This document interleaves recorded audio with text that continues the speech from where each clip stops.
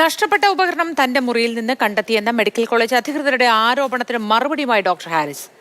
റിപ്പയറിനായി അയച്ച് തിരികെ കൊണ്ടുവന്ന നെഫ്രോസ്കോപ്പാണ് മുറിയിലെ പെട്ടിയിൽ ഉണ്ടായിരുന്നത്. റിപ്പയർ ചെയ്യാനുള്ള പണമില്ലാത്തതിനാൽ ഉപകരണം തിരികെ ആവശ്യപ്പെടുകയായിരുന്നു എന്നും ഡോക്ടർ ഹാരിസ് വിശദീകരിച്ചു.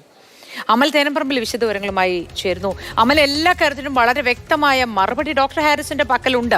നുണ പറയേണ്ട ആവശ്യമില്ല എന്ന തുടക്കത്തിൽ തന്നെ നമുക്ക് മനസ്സിലായിരുന്നു ഡോക്ടർ ഹാരിസിന്റെ സത്യസന്ധത. ഇവരെല്ലാവരും അത് ശരിവച്ചിട്ട് കൂടി വീണ്ടും വട്ടം ചേർന്ന് ആക്രമിക്കുന്നതാണ് നമ്മൾ കണ്ടത്. ഇന്നുകൂടി അതിനുള്ളൊരു ശ്രമമുണ്ടായി. ഒരു വ്യക്തത പോലും ഇല്ലാതെ ഒരു വാർത്താ സമ്മേളനം. ശരിക്കും നാടകം കളിക്കുകയായിരുന്നു വാർത്താ സമ്മേളനത്തിൽ അവർ. എന്താണ് വിശദവിവരങ്ങൾ അമൽ? മോദി ഡോക്ടർ ഹാരിസ് ചിറക്കലിനെ പ്രതിക്കൂട്ടിൽ നിർത്തുന്ന തരത്തിലായിരുന്നു ഇന്ന് ഈ മെഡിക്കൽ കോളേജ് സൂപ്രണ്ടിൻ്റെയും അതോടൊപ്പം തന്നെ പ്രിൻസിപ്പലിൻ്റെയും വാർത്താ സമ്മേളനം. അരമണിക്കൂർ നീണ്ട വാർത്താ സമ്മേളനം പൂർത്തിയാകുമ്പോൾ മാധ്യമപ്രവർത്തകർ ചോദ്യങ്ങൾക്കൊന്നും മറുപടിയില്ല എങ്കിൽ കൂടി ഹാരിസ് ചിറക്കലിനെ അങ്ങ് പുകമറയിൽ നിർത്തുകയായിരുന്നു. ഇപ്പോൾ ആ വിഷയവുമായി ബന്ധപ്പെട്ട് കൃത്യമായ മറുപടി ഉണ്ടാകുന്നു. പ്രിൻസിപ്പളും സൂപ്രണ്ടും പറഞ്ഞു വെച്ചത് ഒരിക്കൽ കൂടി പറയാം.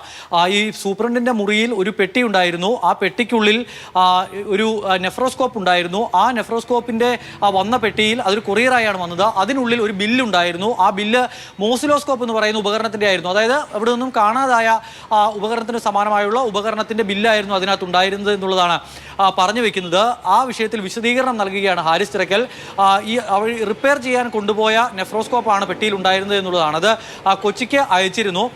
അതാണ് തിരിച്ചെത്തിയത്. 15-10 വർഷം പഴക്കമുള്ള 2-3 നെഫ്രോസ്കോപ്പുകൾ കണ്ടം ചെയ്യുന്നതിന് മുന്നോടിയായി ഏതെങ്കിലും തരത്തിൽ അത് നന്നാക്കി എടുക്കാൻ പറ്റുമോ എന്നറിയാൻ വേണ്ടിയാണ് എറണാകുളത്തെ കമ്പനിയിലേക്ക് അയച്ചത്. അത് 2 മാസം മുൻപാണ് അയച്ചിരിക്കുന്നത്. എല്ലാ തരത്തിലും ഈ ആരോഗ്യരംഗം മെച്ചമായി മുന്നോട്ട് കൊണ്ടുപോകാനുള്ള ശ്രമങ്ങളാണ് ഡോക്ടർ ഹാരിസിന്റെ ഭാഗത്തു നിന്ന് ഉണ്ടായിട്ടുള്ളത് എന്ന് ഈ സംഭവത്തോടു കൂടി വീണ്ടും വ്യക്തമായിരിക്കുന്നു.